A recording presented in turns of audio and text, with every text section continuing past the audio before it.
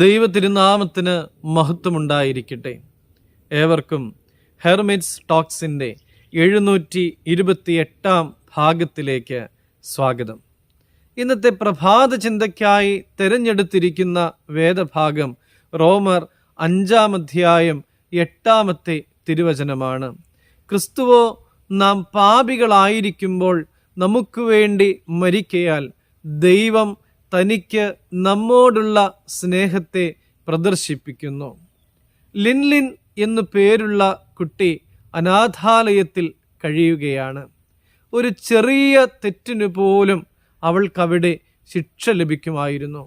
അങ്ങനെ ദിവസങ്ങൾ കഴിഞ്ഞുപോയി. ഒരു ദിവസം അവൾ ദത്തെടുക്കപ്പെട്ടു. ആ വീട്ടിൽ കഴിഞ്ഞു വരവെ അവൾ അവളുടെ വളർത്തമ്മയോട് ഒരു ചോദ്യം ചോദിച്ചു.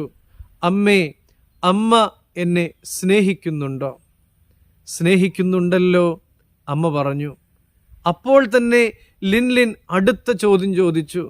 ഞാനൊരു കുറ്റം ചെയ്തു കഴിഞ്ഞാൽ അപ്പോഴും അമ്മ എന്നെ സ്നേഹിക്കുമോ?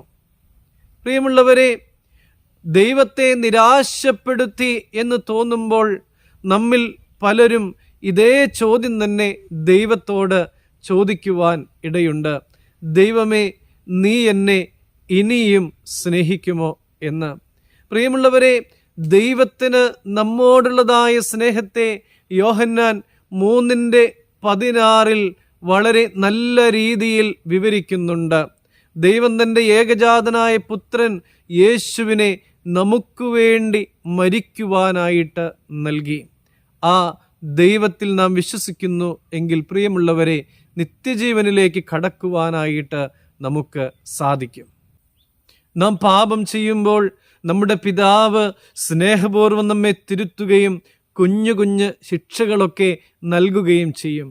അത് നിരസിക്കലല്ല, അതാണ് സ്നേഹമെന്ന് എബ്രായർ 12:6 നമ്മെ ഓർമ്മപ്പെടുത്തുന്നുണ്ട്.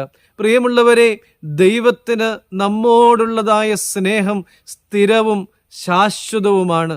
ഇത്രമേൽ നമ്മെ സ്നേഹിക്കുന്ന ദൈവത്തെ ആഴത്തിൽ വിശ്വസിക്കുവാനും സ്നേഹിക്കുവാനും പിൻപറ്റുവാനുമൊക്കെ നമുക്ക് സാധിക്കണം. എന്നും ദൈവത്തിൻ്റെ മക്കളായി ജീവിക്കുവാൻ തക്കവണ്ണം നമ്മുടെ ജീവിതത്തെ ക്രമപ്പെടുത്തുവാൻ നമുക്കെല്ലാവർക്കും സാധിക്കട്ടെ എന്ന് നമുക്ക് പ്രാർത്ഥിക്കാം. ദൈവം അനുഗ്രഹിക്കട്ടെ.